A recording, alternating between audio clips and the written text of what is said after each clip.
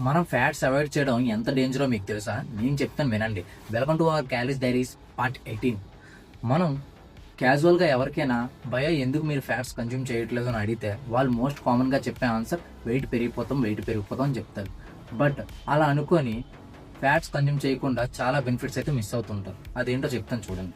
మన hormones, male hormone అయిన testosterone and female oestrogen, ఇవి బ్యాలెన్స్డ్గా ఉండాలన్న మనకు కావాల్సిన fats.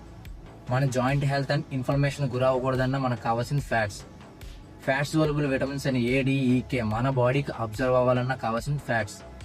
Brain and nervous system హెల్తీగా ఉండాలన్న ఫ్యాట్స్. అండ్ ఫైనల్గా మనం ఫ్యాట్ లాస్ చేసే టైంలో ఆకలి ఎక్కువ వేస్తుంటుంది. ఆ ఆకలి కంట్రోల్ అవ్వాలన్నా సరే కావాల్సింది ఫ్యాట్స్.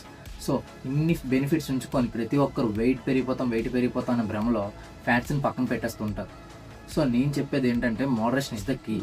మీరు మోడరేట్గా కన్జ్యూమ్ చేయడం వల్ల హెల్తీగా ఉంటారు తప్ప మీరు ఏ డిజీనెస్కి లోబడరు.